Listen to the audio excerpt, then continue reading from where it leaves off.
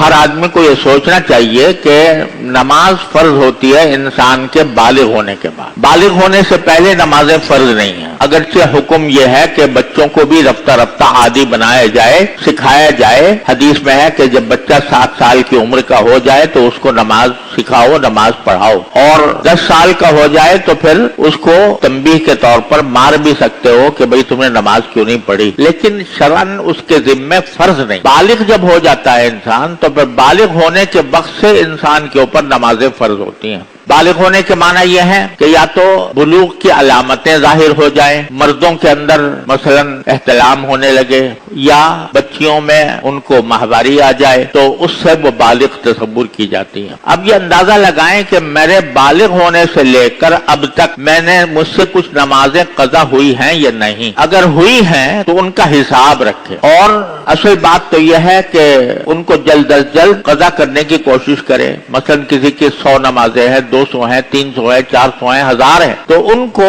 वो कज़ा करें, और जितना वक्त भी ज्यादा से ज्यादा देकर नमाजें कज़ा हो सके वो करे। और उसका एक आसान तरीका बुजुर्गों ने यह भी फरमाया है कि हर फर्ज नमाज के साथ एक फर्ज नमाज कज़ा की नियत से पढ़ता रहे, और नियत ये करे कि मेरे जिम्मे जो आखिरी नमाज फर्ज थी और मैंने अदा नहीं की, वो आखिरी नमाज मैं कज़ा कर रहा हूँ, ये नियत करके शुरू कर दे। फजर की नमाज के साथ फजर की नमाज कि आखिरी फजर की नमाज जो मुझसे कज़ा हुई थी वो मैं पढ़ रहा हूँ और उसको अदा कर रहा हूँ, और जोहर की नमाज के साथ जोहर की आखिरी जो जोहर की कज़ा हुई थी वो मैं पढ़ रहा हूँ। असर के साथ और असर की नमाज के बाद अगरचे नफले मना है, फजर के बाद भी नफले मना है, लेकिन कज़ा करना जायज है। फजर की नमाज भी के बाद भी कज़ा की जा सकती है, असर के बाद भी कज़ा की जा सकती है, मगरिब के बाद मगरिब की, ईशा के बाद ईशा की। इस तरह अपने सारी पिछली जिंदगी की नमाजें कज़ा करना ये इंसान के जिम्मे तौबा की तकमील के लिए जरूरी है। आजकल बाज़ लोगों ने ये मशहूर कर दिया है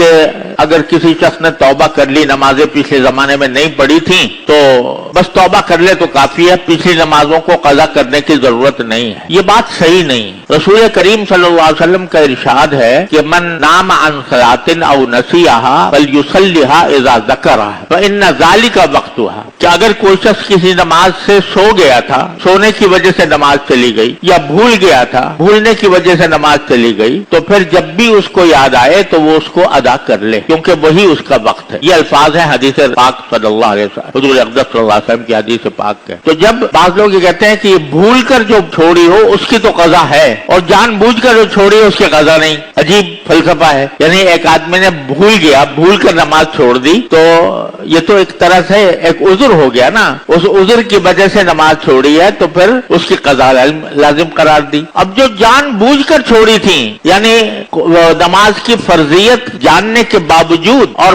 गफलत में छोड़ दी थी, तो उसकी कज़ा कहते हैं वाजिब नहीं। ये बिल्कुल अहमकाना बात है। उसकी कज़ा तो और वाजिब है। अपनी इस्ताअत की हद तक हर रोज अपने नमाजों के साथ एक नमाज पीछे कज़ा करे, अंदाजा लगाए कि कितनी नमाजें मेरी कज़ा हुई हैं, कितने दिनों की हुई है, उसका हिसाब अपने पास लिखे, और साथ में ये वसीयत भी लिखे कि अगर मैं अपनी जिंदगी में ये नमाजें कज़ा ना कर सका तो फिर मुझे मेरे तरके से उसके फिदिये की रकम अदा की जाए।